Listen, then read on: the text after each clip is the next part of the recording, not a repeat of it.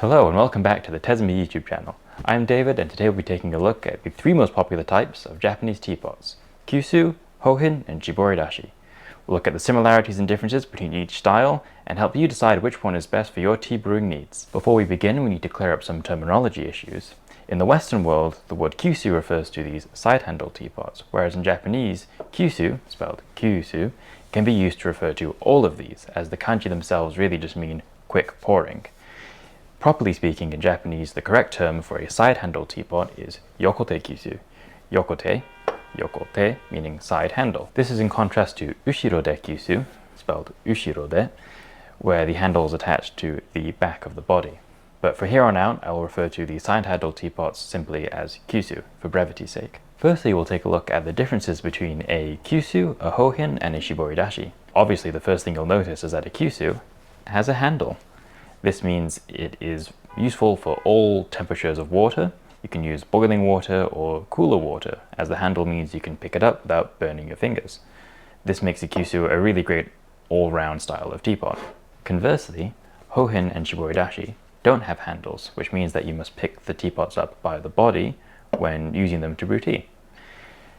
The downside of this is that if you're using really hot water, you can burn your fingers really easily, which is why these two types of teapots are used exclusively, or almost exclusively, to brew Japanese green teas at lower temperatures. Ignoring the Kyusu for a second, we'll take a closer look at the Houhin and Shiboridashi.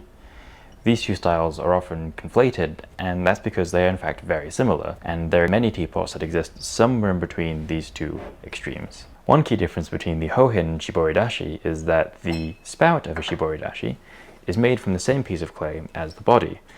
The potter simply uses their thumb and fingers to shape a simple spout.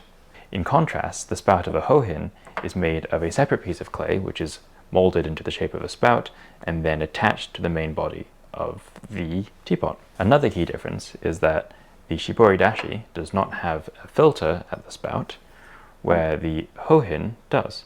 Another difference between these two teapots in particular is that this Houhin has a lid rest. There is a lip of clay around the top of the teapot, which the lid rests on. Conversely, this Shiboridashi does not have a lid rest, meaning the lid is free to slide around, which is very useful when it comes to using them, as we'll explore later. This is not a key difference, as many Shiboridashi also have a lid rest. In fact, the space between these two styles of teapot often gets blurred. There are many teapots that qualify both as Shiboridashi and as Houhin, and some people see Shiboridashi as simply a evolved or more specific style of Houhin. Now that we've gone over the differences between each style of teapot, we can take a closer look at each type, starting with the Kyusu.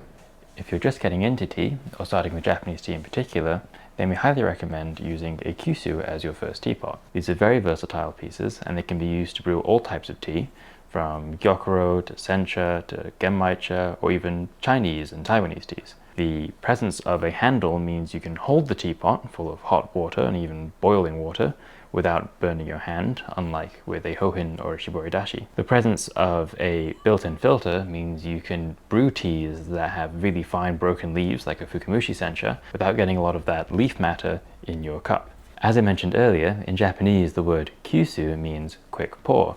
This is likely referring to the way that the side handle, located roughly 90 degrees from the spout, makes it really easy and elegant to pour tea just by rotating your wrist.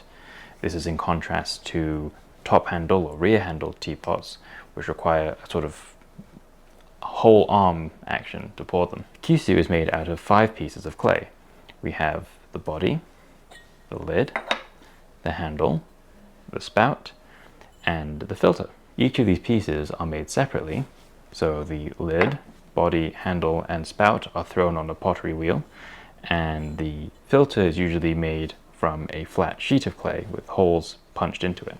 The craftsman, in this case Gyoko, will then take all 5 pieces and attach them together using slip to join each piece to the body. This is a really delicate process, which is why these handcrafted Kyusu are so wonderful to use and to behold. To use a Kyusu, simply take the lid off, add leaves, add hot water, put the lid back on, steep, and pour. using a slow and gentle turn of the wrist until all the water is out. For a more detailed video on how to brew tea in a Kyusu, you can check out our sencha brewing video over here. Kyusu come in a variety of shapes and styles. These three shapes are some of the most common that you'll come across. This one, called marugata, or round shape, is probably the most versatile and easy to use. It's a really good all-round shape as it suits teas that expand horizontally, like senchas, as well as teas that expand more vertically, like oolongs and black teas. Over here we have a flatter style of teapot. This is often called hiragata, meaning flat-shaped, and this style is geared mostly for brewing high-end Japanese green teas such as senchas, kabusecha, and gyokuro. The greater surface area afforded by the flat shape also allows the hot water to cool more quickly, which is useful when brewing at lower temperatures. This style of hiragata kyusu, with the angular corners, is actually quite hard to make, as these sharp corners tend to crack in the kiln if they're not made properly, which is why these are often a display of a potter's skill.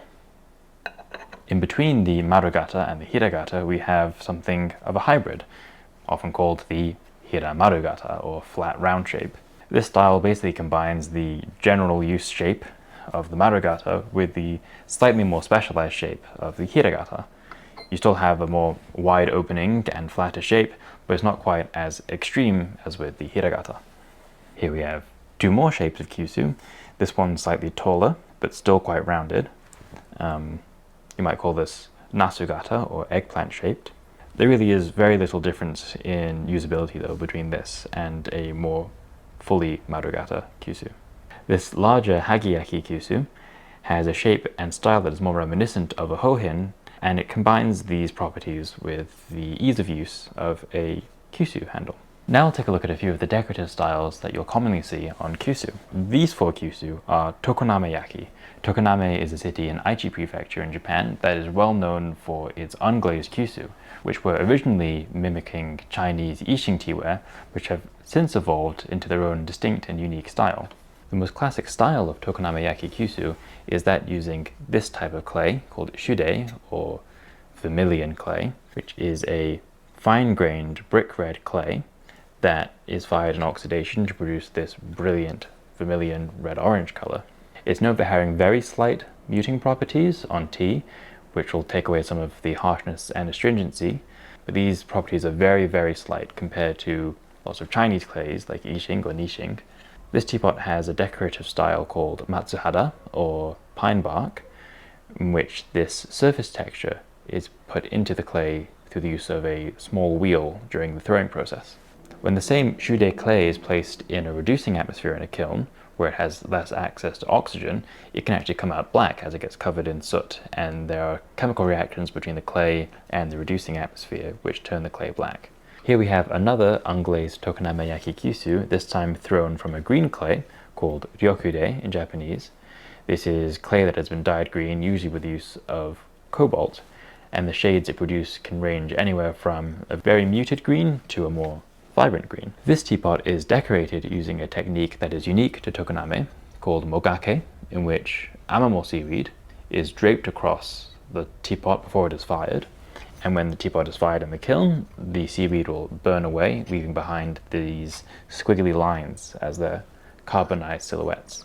Here is another Tokoname-yaki Kyusu, this time decorated in a more modern style, not with a glaze rather, but with a slip coating with some pearlescent polka dots painted onto it. And lastly, I have a Hagi-yaki Kyusu here today. Hagi is a famous pottery town located in Yamaguchi Prefecture, and you might notice one major difference between this Kyusu and the rest here today, and that is that this one is glazed on the outside, but on the inside it is unglazed still. As I mentioned earlier, Japanese clays tend to be less porous and less flavor absorbing and flavor changing than the Yixing and Nixing and other clays from China, which means that even unglazed teaware like these can be used for a variety of types of tea. I would probably shy away from brewing incredibly strongly flavored teas, such as like herbal blends or scented teas, as this may actually stay in the clay, and I would definitely avoid using soap to wash unglazed teaware, as that can definitely linger in the clay. The last point I want to make today about Kyusu are the 4 different types of filters you'll commonly find in Kyusu these days. The most simple is the doake style, where holes are punched directly into the wall of the body of the Kyusu, which means unlike the other Kyusu, which I said have 5 pieces of clay, this one is made out of 4 pieces of clay: the body, the spout, the handle, and the lid, as there is no separate filter piece. This is the oldest and simplest style of clay filter you'll find in most Japanese teaware, and it's very good at straining more traditional styles of tea with larger intact leaves, such as Futsumushi sencha or Asamushi sencha, these really intact long needles of tea. But it won't do as well with Fukumishi sencha or deep steam sencha, as the broken leaves and fine particulate that is common and definitive of this style of tea will pass through the relatively large holes of this filter and end up in your cup. The smaller surface area of this style of filter also means that it's more likely to clog, so when you're pouring, make sure that it is nice and slow. That being said, this style is very easy to clean and very easy to take care of, and that's why it's still popular to this day. The second type of filter we'll talk about today is often called debeso or sometimes poko. It is a half spherical piece of clay with holes in it that is placed over the opening of the spout. The upside of this style is that the smaller holes do a better job at straining finer leaved teas, and the rounded shape gives the strainer more surface area, which means it will pour quicker and is less likely to clog. One downside though is that the very rounded shape of this style makes it a little hard to clean, but they are still very effective and very useful. This style of filter used to be the de facto style in old Tokoname Kyusu up until the 60s and 70s, when Fukumishi sencha became incredibly popular, and potters started putting metal mesh filters into their Kyusu. These are very fine meshes made of stainless steel, which do a very good job of filtering out the very fine particles of Fukumishi sencha. The downside to steel filters in teapots is of course that they can leave a slightly metallic taste to the tea, and also if you don't clean them properly they can rust, so we prefer to use ceramic filters. In response to the proliferation of the stainless steel mesh filters, potters in Tokoname started replicating them using clay. This style, often called sasame, has a wider shape than the half-spherical debeso filters, and the holes are generally smaller, meaning they are better suited for straining Fukumishi sencha.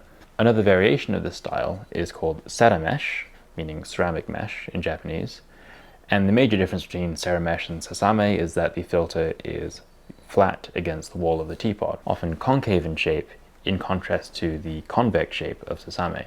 These two terms, saramesh and sasame, are often used interchangeably, but in any case, they are the most popular styles you'll find on most high-end pots from Tokoname today.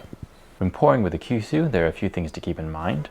Firstly, when you hold the teapot, make sure you don't cover this hole at the top of the lid.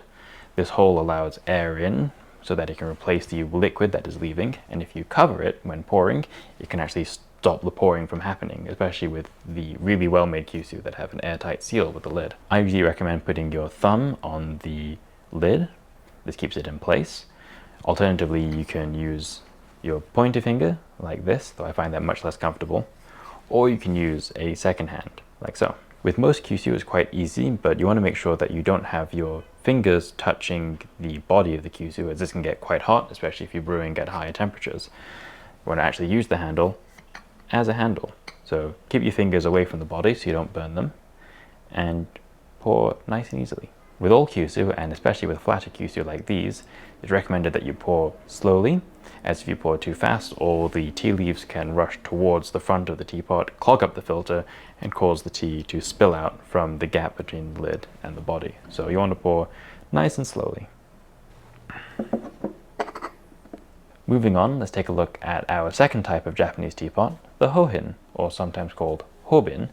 The Japanese characters mean treasure vessel, Houhin, as these teapots are often used to brew highly refined and elegant types of tea, such as high-grade senchas, kabuseicha, and gyokuro. Most Houhin have a shape very similar to this one here, with a wide opening which can be used to let the tea leaves cool as they brew, and an open style spout rather than the closed style you'll find on many Kyusu, although there are of course exceptions to this, especially in Tokoname Houhin. There isn't much of a performance difference between the open and closed style. This is really just a stylistic difference between different pottery regions. That being said, most Houhin are actually made outside of Tokoname. For example, this Houhin is from Asahi-yaki, which is a pottery studio in Uji. Another feature that is common to most Houhin is the doake or direct style of filter. As I mentioned earlier, this style performs very well with traditional teas with full intact leaves, such as high-grade senchas and gyokuro, which is what these types of teapots excel at brewing. Because Houhin obviously don't have handles, you have to take a little bit of extra care when brewing with them. Usually you'll be brewing teas like sencha and gyokuro, which means you won't be using hot boiling water. That way you can actually hold the teapot quite comfortably. That being said, if you are going to be using hotter water, make sure you don't fill it all the way up, as you do need this top area to be cold enough to touch so you can handle it. One last note regarding Houhin is that they're often smaller in size than Kyusu, as these higher grades of tea are often traditionally enjoyed in smaller sizes and in smaller cups. Last but not least, we have the Shiboridashi. Technically speaking, the correct term for this type of teapot is Shiboridashi Kyusu, but most people, especially in the English-speaking world, say Shiboridashi for short, or Shibo for even shorter. Shiboridashi is a Japanese word meaning to squeeze out. Shiboru means to squeeze, dashi means to come out or get out. So together, Shiboridashi means to squeeze out. This is likely in reference to the way that you hold it, either like this, which is sort of a squeezing motion with your hands, or to the way that you can use the lid to sort of squeeze the last drops of tea out of the teapot. Even more so than Houhin, this style of teapot is a gyokuro specialist. The shape is even wider and flatter, and the size is even smaller, just to extract the incredibly concentrated drops of umami that gyokuro is known for. Shiboridashi are very simple pieces of teaware, usually consisting of only two pieces of clay, the lid and the body. There are never any filters on Shiboridashi. It's actually one of the hallmarks of the style, though sometimes there will be grooves cut into the spout to help trap the leaves from pouring out. Instead, to separate the leaves from the water, you simply put the lid on the Shiboridashi at a bit of an angle, creating a very narrow gap between the lid and the body, and this allows you to get the liquid tea out without getting any of the leaves out. In this way, the Shiboridashi is very similar in use and construction to the Chinese gaiwan, in that you set an angle with the lid and simply use that angle and gap to filter the leaves from the water. The main difference being, of course, that Shiboridashi have a spout and they are very, very flat. Because of their extreme flatness and small size, Shiboridashi aren't particularly useful for brewing other types of tea, but excel at brewing gyokuro and other high-grade Japanese green teas. Like all Tokoname-yaki teapots, Shiboridashi come in a wide variety of styles and decorations, and today I have two pieces. This one is by Gyoko, made in a plain kokude style. Kokude, as I mentioned earlier, is the same clay as the bright red clay from Tokoname, but fired in reduction, producing a deep black. This Shiboridashi was made out of a fine grey clay by Tanikawa Jin, and is decorated using the hidasuki technique. This is very similar to the mogake technique from earlier, but instead of seaweed, they use rice straw, and this rice straw is wrapped around the teapot and is placed in the kiln, where it burns away, leaving behind these red streaks. So there you have it, a quick look at the three main types of Japanese teapots. If you have any questions or ideas for future videos, let me know in the comments. As always, I'll leave a link to the teaware used in the video in the description down below. If you enjoyed this video, please give it a like and subscribe, and thank you for watching. Have a nice day.